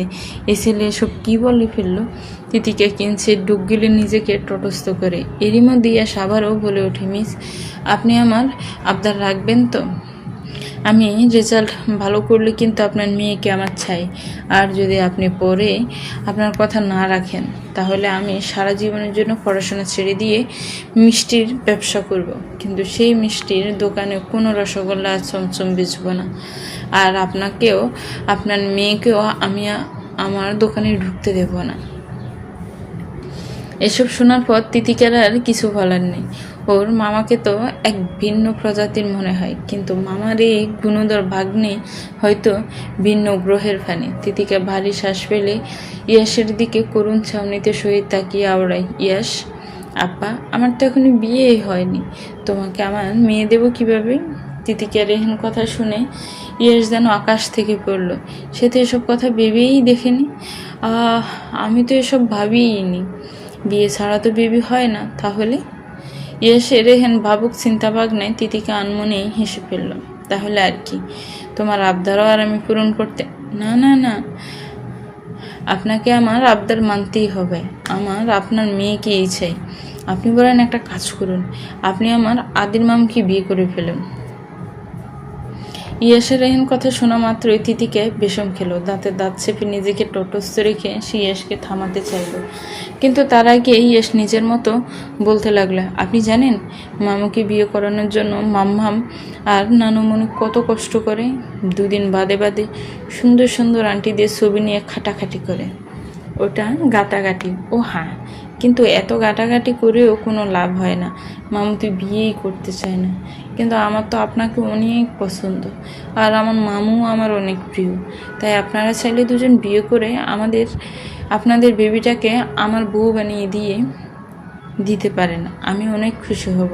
তারপর আমি একটা মিষ্টির দোকান খুলব, সেখানে আপনার মেয়ে মানে আমার বউ মিষ্টি বানাবে, আমি সেগুলো বিক্রি করব। তারপর আমরা অনেক বড় লোক হয়ে যাব। যদিও আমি এখনই রিচ, কিন্তু তখন আমি আরও অনেক অনেক বড় লোক হয়ে যাব। রিচ কিড ইয়াস থেকে হয়ে যাব রিচ ম্যান ইয়াস। ইউ হাত মুখের নানান নাটকে ভঙ্গিতে এতগুলো কথা সব একদমে বলে থামতে তিতিকা তার উদ্দেশ্য কৌতূহলী স্বরে আওড়ায়, মিষ্টি বিক্রি করে এত বড় লোক? জি জি, আমার তো মিষ্টি অনেক ভালো লাগে, তাই আমি ওটারই বিজনেস করব। আচ্ছা, তোমাকে এসব বুদ্ধি কে দেয় শুনি? এসব আজগুবি কথাবার্তা কোথাও পাও? তিতিকার হতাশাময় কথাবার্তাতে ইস নির্বিকারে বলে, আমার ইন্টেলিজেন্ট ব্রেন থেকে। I know I am a brilliant guy. Titika মনে মনে বিড়বিড়িয়ে আওড়ায়, সুবহানাল্লাহ, কপালে জুটেছিল দুই আল্লাহর বান্দা, যেমন মামা তেমন তার ভাগ্নে। দুজনের এহেন কথোপকথনের মাঝে আচমকা রুমে এক বয়স্ক মহিলা প্রবেশ করে। বয়স্ক হলেও সুখমুখের ভাবভঙ্গি বেশ গম্ভীর। পরনে সাদা রঙের শাড়ি, হাতে গলায় মোটা মোটা সোনার চেন। ভাবভঙ্গি কিছুটা অদ্ভুত। তাকে দেখা মাত্র ইয়াস বলে ওঠেন, দাদুমণি তুমি এসেছ? ইয়াসের কথা শুনে তিতিকা পেছনে ফিরে মহিলাটির দিকে তাকিয়ে সালাম দেয়। তবে মহিলাটা বেশ তীক্ষ্ণ নজরে তিতিকাকে দেখে। কিছুক্ষণ পরখ করার পর সালামের উত্তর দেয়, অথবা সরাসরি ইয়াসের উদ্দেশ্যে বলল, তোমার পড়া কি শেষ ইয়াস? এর স্বাভাবিক স্বরেই উত্তর দেয়, না দাদুমণি, আমি তো মিসের সাথে একটা ইম্পর্টেন্ট কথা বলছিলাম। মহিলাটা খানিক তাচ্ছিল্যের সহিত হেসে বলল, তা তোমার ইম্পর্টেন্ট কথাগুলো কি শুনি? এর স্বাভাবিকভাবে নিজের মতো কিছু বলতে নেবে, তার পূর্বে তিতিকা তাকে থামিয়ে দিয়ে বলল, ইয়াস, পড়ায় মনোযোগ। তিতিকার কথা শেষ হবার পূর্বে মহিলাটা তিতিকার উদ্দেশ্যে কড়া স্বরে বলে, না, বলতে দাও, আমিও দেখি এই আফসানা চৌধুরীর নাতি ঠিক কেমন মানসম্মত ম্যাডামের কাছে পড়াশোনা করছে। অবশ্য আমার জানাই ছিল আমার নাতির ঠিকঠাক দেখভাল কখনোই ঈশানী আর হাফসা করতে পারবে না, আর সেটাই এখন নিজের চোখে দেখতে হচ্ছে। তিতিকার ঠোঁট চেপে কথাগুলো শোনার পর বিনয়ের সাথেই বলে উঠল, দেখুন, আপনার কোথাও ভুল হচ্ছে। আমি মোটেও তা তো দেখতেই পাচ্ছি। পড়ানোর জন্য বাড়িতে ঢুকেছ, 20 মিনিট পেরিয়ে গিয়েছে, কিন্তু বই খোলার নাম নেই। অথচ কী সব আলোচনা! ছি, আজকালকার মানুষজনও কোনো বিবেক বুদ্ধি নেই, নয়তো এইভাবে অন্যের টাকা মেরে খাওয়ার মানে হয়? তিতিকা বুঝতে পারছেন এসব কী থেকে কী হচ্ছে, ইনি কোথাকার বিষয় কোথায় টেনে নিয়ে যাচ্ছে। এরই মধ্যে তিতিকার নজর ইয়াসের দিকে পড়ে। ইয়াস অদ্ভুত ছাউনিতে দুজনকে দেখছে। তিতিকা আফসানার দিকে তাকিয়ে বলল, বিষয়টার জন্য আমি দুঃখিত, তবে অনুরোধ করবো বাচ্চার সামনে প্লিজ এসব। তিতিকার কথা শেষ হতে না হতে আফসানা ইয়াসের উদ্দেশ্য বলল, ইয়াস, দাদুভাই তুমি বাহিরে যাও তো। তিতিকা বুঝতে পারছে না বিষয়টাকে এইভাবে কেন বিস্তৃত করা হচ্ছে। আফসানার হাবভাব স্বাভাবিক নয়, কেমন অদ্ভুত। নয়তো কোনো টিউটরের সাথে সরাসরি কেউ এমন আচরণ করবে না।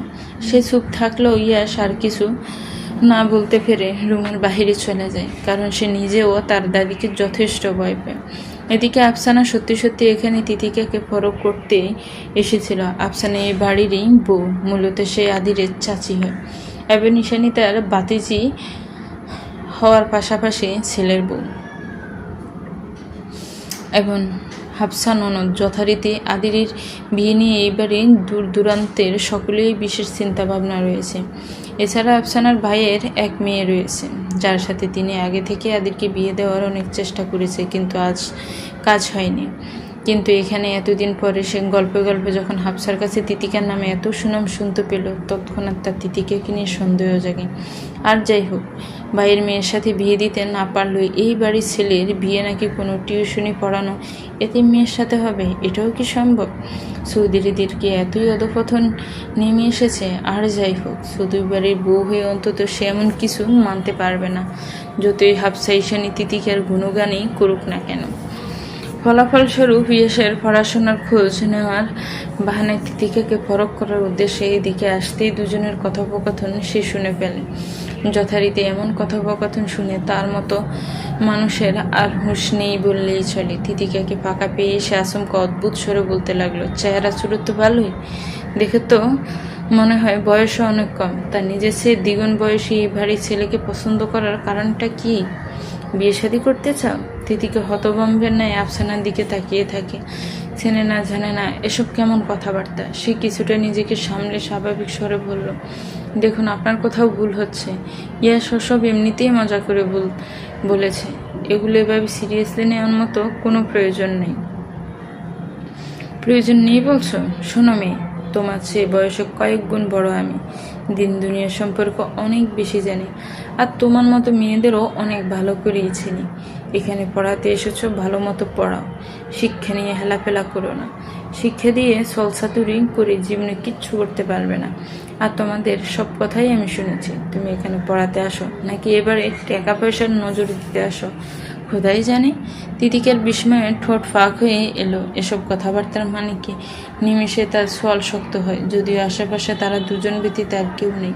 তবুও তিতিকে এবার শক্ত গলায় বলে ওঠেন, দেখুন আমি ভদ্রতার সাথে যথেষ্ট ভালো ব্যবহার করেছি আপনার সাথে, কিন্তু আমি পড়াতে এসে কোনো অপরিচিতর কাছে কখনোই এসব কথা শুনতে ইচ্ছুক নই। আমি আপনার নাতিকে পড়াই, এটা ঠিক, কিন্তু তাই বলে আপনি যা তা বলে আমাকে অসম্মান করবেন, তা তো হয় না। এবার আফসানা বেশ ক্ষিপ্ত স্বরে বলল, এই মেয়ে, গলার আওয়াজ নিচু করো। তুমি জানো আমি কে? এই বাড়ির কারোর সাধ্য নেই আমার উপরে কথা বলার, আর তুমি একটা বাহিরের মেয়ে হয়ে। জি, আমি বাহিরের মেয়ে, তাই কোনো বাহিরের লোকজনের এমন নিচু মন মানসিকতার সম্পন্ন কথাবার্তা শুনতে ইচ্ছুক নই। প্লিজ ক্ষমা করবেন, কিন্তু তোমার সাহস তো কম না, এমন অসভ্য হয়ে আমাদের আদিরকে পেতে চাও? তিতিকার আর মাথা ঠিক রইল না। সকালবেলায় এক ঝাড়া তার মাথা খেয়েছে, আর এখন এই মহিলা। নিমিষে সে ক্ষিপ্ত হয়ে বলে ওঠে, এক্সকিউজ মি, তখন থেকে কিসব বলছেন? আমি কেন আদিরকে? তিথিকে এই বলতে না বলতে আচমকা থেমে যায়। উনি আফসানা তাচ্ছিল্যের সহিত বিস্তৃতি হেসে বলল, কি হলো বলো বলো, আদিরের দিকে তোমার কোনো নজর পড়েনি? শোনো মেয়ে, মানুষ চিনতে আফসানার বেশি সময় লাগে না। তোমাকে যা চেনা তা চিনে নিয়েছি, দেখলেই বোঝা যায় কোথাকার না কোথাকার বস্তি হতে উঠে এসেছে, আর কিনা নজরদের চৌধুরী বাড়িতে। এই পর্যায়ে তিতিকা চোখের কোণায় পানি জমে উঠল। বিস্ময়ে সে চোখের পলক ফেলতে পারছে না। ছোট ঠোঁট চেপে নিজেকে সামলানোর আগে আফসানা তার দিকে এগিয়ে এসে তার উদ্দেশ্যে হিসিয়ে বলল, এই মেয়ে, তোমার কত টাকা লাগবে বলো তো, আমি তোমাকে দিয়ে দেব, কিন্তু আদিরের থেকে নজর সরাও। ইতিমধ্যে ঈশানী আর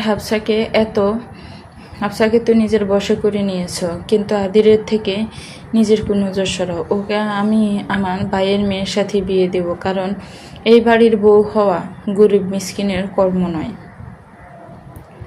তাই আদিরের জন্য আর কেউ যোগ্য হোক বা না হোক, তুমি তার যোগ্য নও। আদির একের পর এক ফোন করছে, অথচ তিতিকা তা দেখেও তোলার প্রয়োজন মনে করছে না। সেই চৌধুরী বাড়ি হতে ফিরেছে এসেছে অনেকক্ষণ আগে, এখন প্রায় রাত 8টা বাজে। তবে আজ সেই ঘটনার পর তিতিকার আর ইয়াসকে পড়ানো হয়নি। সে কাউকে না জানিয়ে সেখান থেকে চলে এসেছে। বিষয়টা ঈশানীর নজরে পড়লেও ফিরে আসার সময় শুধু তিতিকে এটুকুই বলেছে, আমার সময় চাই। যদি ঈশানী তিতিকার চোখ মুখ দেখে আন্দাজ করে ফেলেছে ঘটনা ঠিক কী ঘটেছে, কিন্তু তাতে কি তিতিকে ওখানে এক মুহূর্তেও থাকার প্রয়োজন মনে করেনি। আপাতত সে তার নিজের ঘরেই চুপচাপ বসে রয়েছে, মন মেজাজ খুবই খারাপ। সন্ধ্যায় আদিরের কথা অনুযায়ী কয়েকজন লোক এসেছিল জিনিসপত্র নিয়ে যাওয়ার জন্য, কিন্তু সে তাতে সরাসরি মানা করে দিয়েছে। আর এরপর থেকে আদির একের পর এক অনবরত কল করে যাচ্ছে। এরই মধ্যে তিথিকা টের পায় তার বাড়ির সামনে কোনো গাড়ি এসে দাঁড়ানোর শব্দ। তিথিকা দ্রুত মাথা উঁচিয়ে দেখে সত্যি সত্যি আদিরের সাদা কালো চকচকে গাড়িটা বাড়ির সম্মুখে এসে দাঁড়িয়েছে। আর এটা দেখা মাত্রই আচমকা সে রুমের লাইট বন্ধ করে দেয়। ওদিকে আদির আবারও তাকে ফোন করতে সে এবার ফোনটা দ্রুত গতিতে রিসিভ করে। আর অমনি আদির বলে ওঠে, কোথায় তুমি? কেন? উত্তর দাও তৃতি। আমি কোথায় তা জেনে আপনি কি করবেন? রাগ তুলো না আমার। কোথায় আছো তাড়াতাড়ি বলো। আমি সিমরান আপুর বাসায়। এই সিমরানটা আবার কে? আমার পরিচিত, বলেছিলাম আপনাকে। আদির কিছু সময়ের জন্য থামে। এই প্রথম শুনল তিতিকা বাড়ির বাইরে অন্য কারো বাসায় গিয়ে থাকছে, কিন্তু তার মন বলছে তো অন্য কিছু। আদির জানালার গ্লাস না নামিয়েই তারা বাসার জানালার দিকে তাকায়। পরক্ষণে বাড়ির শ্বাস ফেলে বলল, সত্যি বলছো? তুমি তো আমার বাসায় নেই। তিতিকা সামান্য ইতস্ত স্বরে বলে, আপনাকে মিথ্যে বলে আমার কি লাভ? আর প্লিজ আমাকে বারবার ফোন দিয়ে বিরক্ত করবেন না, আমার সময় চাই। শুরু হতেই তিতিকা তিক্ত অভিব্যক্তি তাদের প্রথমে বিষয়টি এড়িয়ে গেল। এবার সে তিতিকার উদ্দেশ্যে কপাল কুঁচকে বলল, কি বলতে চাইছো? আমি তোমায় বিরক্ত করছি? তিতিকা খানিকটা ফুঁসে বলে ওঠে, তা নয়তো কি? দেখছিনি যখন বারবার ফোন করার পরও ধরছি না, তখন কেন এভাবে বিরক্ত করেন? তিতি তুমি? কিসের তিতি? হ্যাঁ, আমি জাহান্নামে যাই না কেন? আপনাকে কেন কৈফিয়ত দেব? আপনি কে আমার শুনি? তিতিকা রেহেন সব কথাবার্তায় আদির বেশ অবাক হলো। এই মেয়ে আজ এমন কেন করছে? যথারীতি সে বেশ রুক্ষ স্বরেই এবার বলল, তিথি এবার কিন্তু বেয়াদবি করছো তুমি। আদির রেহেন শীতল গম্ভীর কণ্ঠস্বরে তিতিকা থমকে যায়। তার সাথে কথা বলতে বলতে তার চোখ ঝাপসা হয়ে এসেছে। নিজেকে কোনো মতে সামলে নিয়ে আওড়ায়, সরি, কিন্তু আমার সময় চাই, আমায় একা থাকতে দিন প্লিজ। তিতিকার কণ্ঠস্বর কিছুটা ভেজা মনে হলো আদিরের। সে কপাল কুঁচকে কিছু একটা ভেবে নিয়ে গাড়ির জানালার কাজটা নামিয়ে তার রুমের জানালার দিকে তাকায়। রুমের লাইট বন্ধ দেখে কিন্তু তার পুরোপুরি বিশ্বাস তিতিকা কোথাও যায়নি, সে এখনও বাসার ভেতরেই রয়েছে। সে তার উদ্দেশ্য বলল, তিতি আমি জানি তুমি তোমার বাসাতেই রয়েছ, কিন্তু মিথ্যে কেন বলছো তা জানা নেই। যাই হোক, তুমি কি ঘুমিয়েছিলে? এজন্যই না, আমি আপাতত কারোর সাথে কথা বলতে চাচ্ছি না। আচ্ছা, কথা না বলো, কিন্তু এটুকু তো বলো তোমার কি হয়েছে? সন্ধ্যায় পাঠানো লোকজনদের তুমি ফিরিয়ে কেন দিয়েছো? তুমি কি ফ্ল্যাটে যেতে চাচ্ছ না? তিতিকার কণ্ঠস্বর ক্রমশই ভেঙে আসে। সে আফসানা তার মৃত বাবা মা নিয়েও উল্টাপাল্টা কথা বলেছে, যা তিতিকা কোনো মতেই মানতে পারছে না। তার একই সাথে রাগ, ক্ষোভ, কষ্ট সবই হচ্ছে। ইচ্ছে করছে সব কিছু ছেড়ে ছুড়ে অজানা কোথাও হারিয়ে যেতে। অসহ্য লাগছে তার সব কিছু।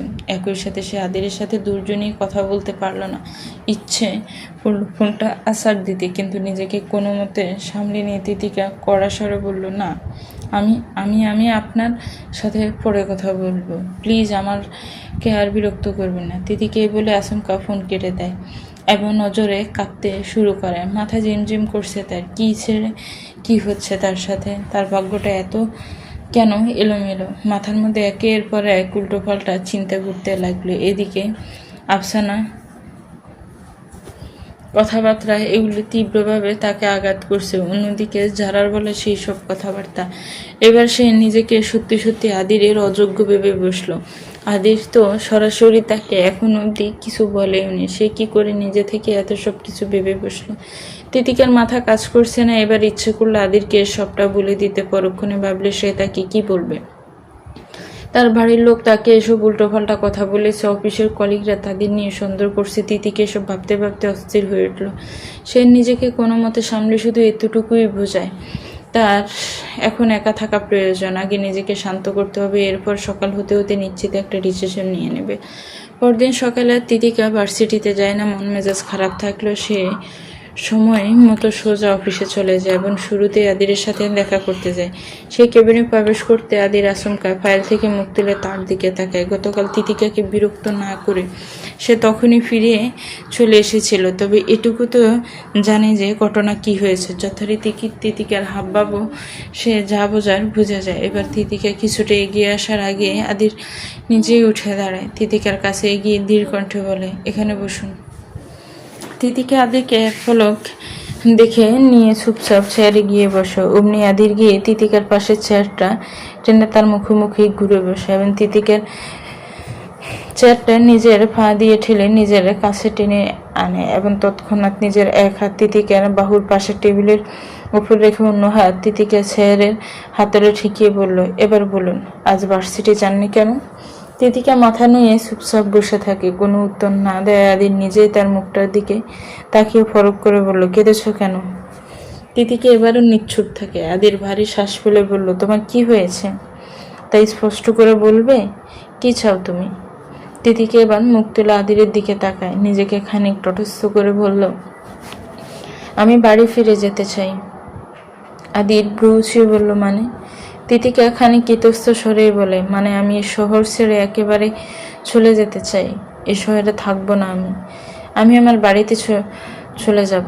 আদিরের সোয়াল খানিক শক্ত হলো। সে গম্ভীর স্বরে তিতিকার উদ্দেশ্যে বলল, আর তোমার পড়াশোনা? জানি না। আদির কিছুটা তাচ্ছিল্যের সহিত হেসে বলল, জানি না বললে তো হবে না তিতিকা, আমার যথাযথ উত্তর চাই। তিতিকা মুখ তুলে আদিরের কঠোর চাহনির দিকে তাকায়।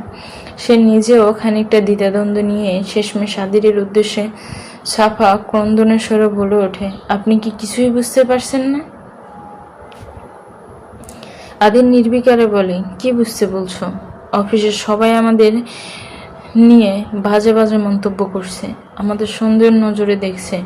ভাবছে? কি ভাবছে? তিতিকা ক্ষণিকের জন্য থেমে ইতস্ত স্বরে বলে, ভাবছে আমাদের মাঝে বিশেষ কিছু আছে। ও তা, এতে তোমার কি মতামত? এটা কি মিথ্যা অপবাদ? আদিরের এহেন কথায় তিতিকা স্তব্ধ হলো। কি বলবে বুঝে উঠতে পারল না। খানিকটা সময় নিয়ে ইতস্ত ভঙ্গিতে কিছু বলার চেষ্টা করেও কিছু বলতে না পেরে সে অস্থির হয়ে উঠে বলল, আমি বাড়ি যাচ্ছি, আমার সময় চাই। এই বলে তিতিকা উঠে দাঁড়ায় এবং আদিরকে কিছু বলার সুযোগ না দিয়ে বাহিরে চলে যায়। এদিকে আদি তার যাওয়ার পানে চেয়ে দেখতে দেখতে বাড়ির শ্বাস ফেলে আওড়ায়, সময় চাই। তিতিকা অফিস থেকে বেরিয়ে সোজা নিজের বাড়িতে চলে যায়। অনেকক্ষণ ভাবনা চিন্তা করার পর সে চৌধুরী ম্যানশনে যাওয়ার সিদ্ধান্ত নেয়। গতকাল যাওয়া হওয়ার হয়েছে, কিন্তু এই নিয়ে সে ইয়াসকে পড়ানোর ব্যাপারে কখনো হেলাফেলা করবে না। আফসানাকে কে বা কি তা দেখার বিষয় তিতিকার নয়। যখন ঈশানী বা হাফসা তাকে বলবে পড়ানো ছেড়ে দিতে, ঠিক তখনই সে পড়ানো ছাড়বে।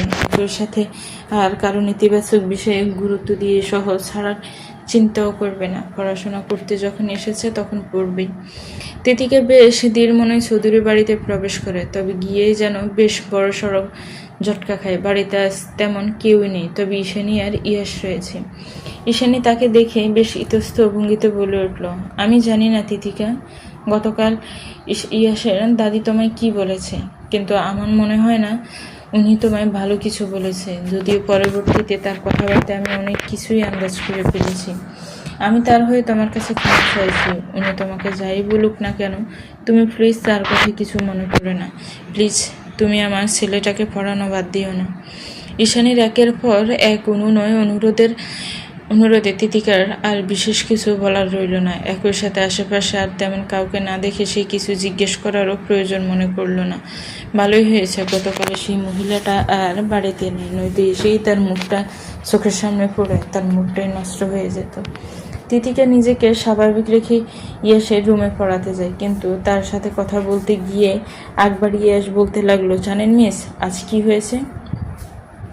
তিতিকার মন মেজাজ ভালো নেই। গতকাল বেশি কথাবার্তা বলতে গিয়ে যত কাহিনী হলো, আজ আর একবার ইয়াসের কথায় তাল না দিয়ে বলল, বাবা আগে পড়াটা শেষ করো, তারপর না হয় তোমার কথা শুনবো। ইয়াস তার কথা গায়ে না লাগিয়ে নিজের মতো বলতে লাগলো, আগে একটু বলে নেই, নয়তো পরে ভুলে যাব। আজ বাড়ির সবাই আদির মামুর জন্য বউ দেখতে গিয়েছে। মজার ব্যাপার, আজ প্রথমবার আদির মামু নিজেও গিয়েছে সেখানে। যদি মামুর সেই বউকে পছন্দ হয় তাহলে তাদের বিয়ে হবে, আর আমাদের বাড়িতে একটা নতুন সদস্য আসবে। আমার তো অনেক খুশি খুশি লাগছে, আমার মামুর বউ আসবে। ইয়াসের এহেন কথায় তিতিকে বেশ অবাক হলো। নিমেষেই তার কপাল কিঞ্চিত কুঁচকে গেল। সে না চাইতেও ইয়াসের উদ্দেশ্য বলল, তোমার মামুই গিয়েছে মেয়ে দেখতে? তো আমিও যেতে চেয়েছিলাম, কিন্তু আপনি আসবেন দেখে মাম্মাম আর আমাকে যেতে দিল না। তিতিরকে আর কিছুই বলল না। তার সোয়াল শক্ত হয়ে গিয়েছে, ভেতরে ভেতরে যেন দাউ দাউ করে আগুন জ্বলতে শুরু করেছে। তিতিকা নিজেকে কোনো মতে সামলে নিয়ে ইয়াসের উদ্দেশ্যে বলল, নাও এখন পড়া শেষ করো। সন্ধ্যা রাতে রাস্তার পাশ দিয়ে একা একা হেঁটে চলেছে তৃতিকা। আশেপাশে কোনো দিকে তার নজর নেই। মেজাজটা বেশ খিটখিটে হয়ে আছে। প্রায় আরো বেশ খানিকটা পথ পেরোলে তার বাড়ি। আজ ইচ্ছে করে রিক্সাও নেয়নি। চারপাশে ঝোপঝাড়, এক প্রকার গুটগুটে অন্ধকার, অথচ সেসবে তিতিকার কোনো খেয়াল নেই। এরই মধ্যে আচমকা তার ফোন বেজে ওঠে। প্রথমবার ইচ্ছে করে ফোনটা ব্যাগ থেকে বের করার প্রয়োজন মনে করলো না। দ্বিতীয়বার ফোন বেজে উঠতে সে ফোনটা বের করলো। ফোনের স্ক্রিনে জল করতে থাকা মিস্টার খারুশ নামটা দেখে সে আনমনে তাচ্ছিল্যের সহিত মৃদু হেসে ফেলল। পরক্ষণেই ফোনটা রিসিভ করে সালাম দিয়ে বলল, কেন ফোন করেছেন? কোথায় তুমি? বাসায় পৌঁছেছ? তিতিকা আবারও খানিকটা তাচ্ছিল্যের সহিত তির্যক হেসে বলল, আমাকে নিয়ে আপনার এত কেন চিন্তা বলুন তো? দায়িত্ব পালন করছেন? জানোই যখন, তখন আবার জিজ্ঞেস করছো কেন? ছেড়ে দিন না এসব। কিসের দায়িত্ব? ভুলে যান আমাকে আমার মতো থাকতে দিন, আর নিজের নতুন জীবন শুরু করুন। কি বলতে চাইছ? আদিরের নির্বিকার গম্ভীর অভিব্যক্তিতে তিতিকে মৃদু হেসে বলল, শুনলাম বিয়ের জন্য মেয়ে দেখতে গিয়েছিলেন, বউ পছন্দ হয়েছে? তিতিকা জবাবের আশায় চুপ থাকে। আদির কিছুক্ষণ কোনো কথাই বলে না, পরক্ষণেই মৃদু স্বরে জবাব দেয়, দেখতে অনেক সুন্দর, তাই না? তিতিকা আবারও হেসে ফেলে। না চাইতেও বুক ছেড়ে এক দীর্ঘশ্বাস বেরিয়ে আসে। অজান্তেই চোখ টলমল করে ওঠে। সে ঠোঁট চেপে নিজেকে সামলায়, কিন্তু কিছু বলার মতো তার আর সামর্থ্য হয় না। তার বুক বার হয়ে এসেছে, গলার মাঝে যেন কাটার মতো কিছু বিচ্ছে। তিতিকা সহ্য করতে না পেরে ফোনটা কেটে দেয়। তিতিকা নিজের ওড়না শক্ত করে চেপে সামনের দিকে এগিয়ে যেতে শুরু করে। চারপাশে কে আছে না আছে তাতে তার একটু ধ্যান নেই। এরই মধ্যে আদির আবারও ফোন করে। তিতিকা ফোনটা ধরবে না ভেবেও রিসিভ করে। অমনি আদির বেশ রুক্ষ স্বরে বলে ওঠে, কথা শেষ হওয়ার আগেই কল কেন কেটেছ? তিতিকা ঠোঁট ভিজিয়ে ঢুক গিলে বলল, বলুন কি বলবেন? কোথায় আছো তুমি? আপনি কি চান বলুন তো? আপনি কি আমাকে শেষ করে দিতে চান? তিতিকার বেজা কণ্ঠস্বরে আদির আর কিছুই বলে না। আবারও নিস্তব্ধতায় তিতিকার চোখ বেয়ে দুফোঁটা জল গড়িয়ে পড়ে। সে কিছুটা ফুপিয়েই বলে ওঠে, ভালো থাকুন। এই বলেই সে ফোনটা কাটতে নেবে, এমন মুহূর্তে আচমকা এক অপ্রত্যাশিত ঘটনা ঘটে যায়।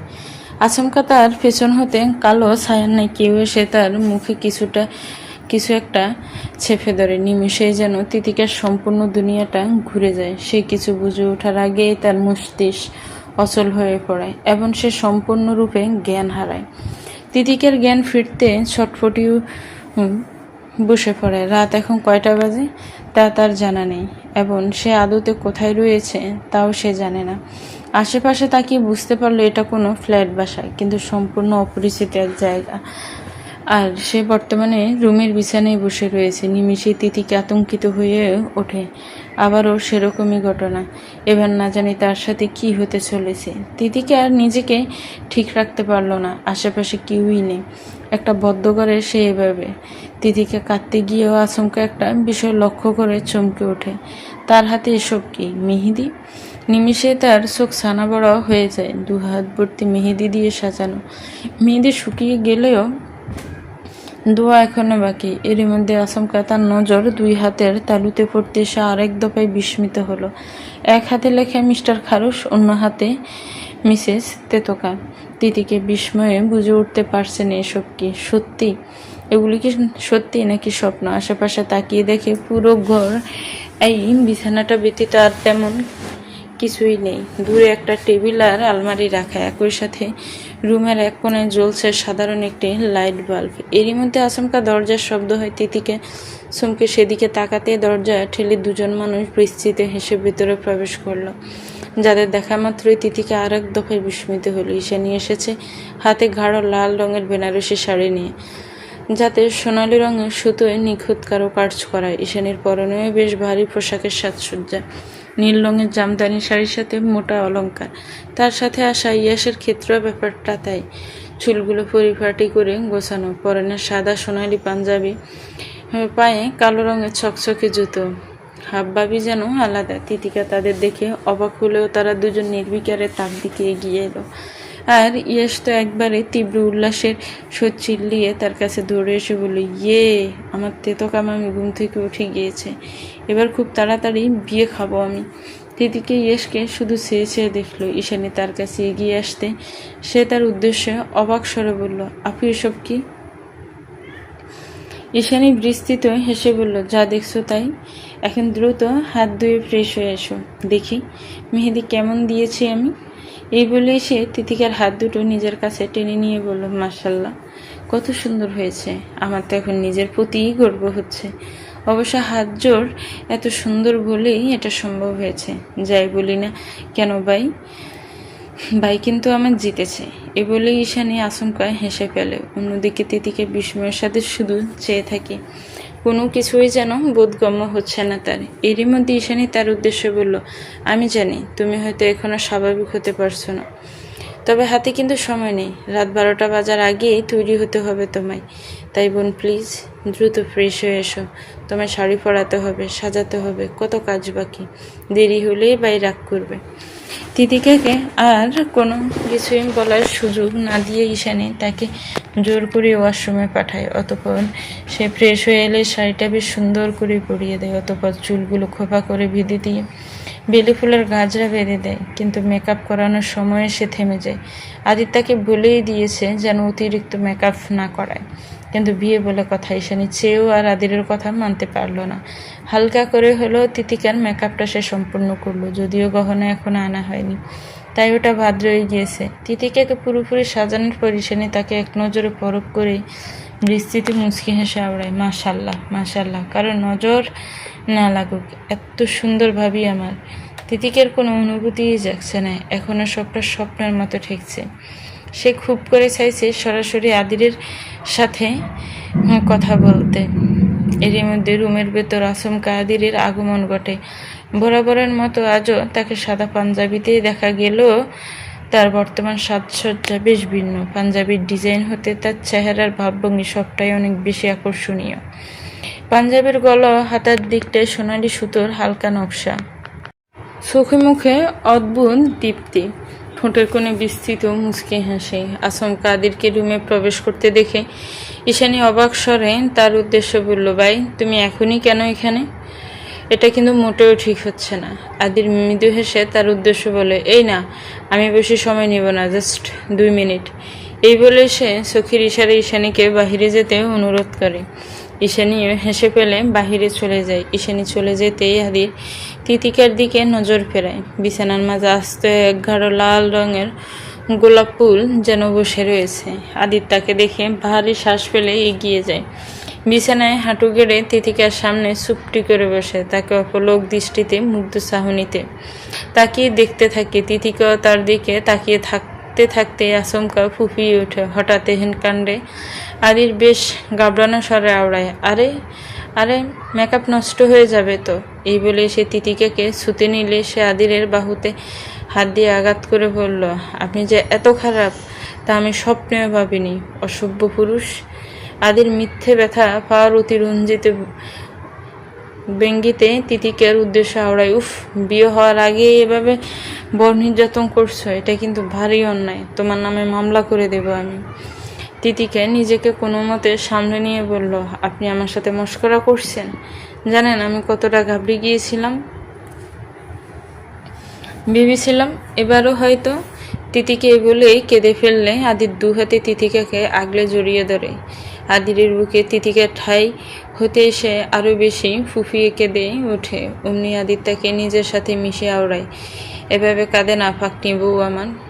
আপনি যেভাবে পাক নামে করেন তাতে এছাড়া আর ভালো অপশন আমি খুঁজে পাইনি। সবার কথা শুনে নিজেই বেশি বুঝেছেন, অথচ আমাকে বোঝার চেষ্টা করেননি। সমস্যা নেই, আজ রাতে যা বোঝানোর সবটাই আপনাকে ডিটেলসে বুঝিয়ে দেব আমি। আদিরের এহেন কথায় তিতিকে আচমকা চমকে ওঠে, মাথা তুলে আদিরের দিকে তাকায়। অমনি আদির অদ্ভুতভাবে তীর্যক হেসে তার মুখের কাছে মুখ এগিয়ে ফিসফিসিয়ে বলে, এখনই ঘাবড়ালে চলবে? কেবল তো শুরু। আপনি আমার সম্পর্কে কিছুই জানেন না, মিসেস তেতোকা রায়ান চৌধুরী। তিতিকে আদিরের হাবভাবে কিঞ্চিত ডুব গিলে আওড়ায়, কি বলতে চাইছেন আপনি? আদির পুনরায় বিস্তৃত হেসে বলে, অনেক কিছুই। আপাতত স্বাভাবিক হও, তোমার জন্য বাহিরের চমৎকার এক সারপ্রাইজ অপেক্ষা করছে। চলবে তো ভিউয়ার্স, গল্পটার এই পর্ব কেমন লেগেছে একটি কমেন্টস করে জানাবেন। গল্পটা ভালো লাগলে একটি লাইক করবেন, গল্পটাকে শেয়ার করবেন, আর আমার চ্যানেলটি প্লিজ সাবস্ক্রাইব করবেন। যারা অলরেডি সাবস্ক্রাইব করে রেখেছেন তাদেরকে অনেক ধন্যবাদ। ভালো থাকবেন, সুস্থ থাকবেন। আল্লাহ হাফেজ। আমার চ্যানেলের সাথেই থাকবেন। আসসালামু আলাইকুম।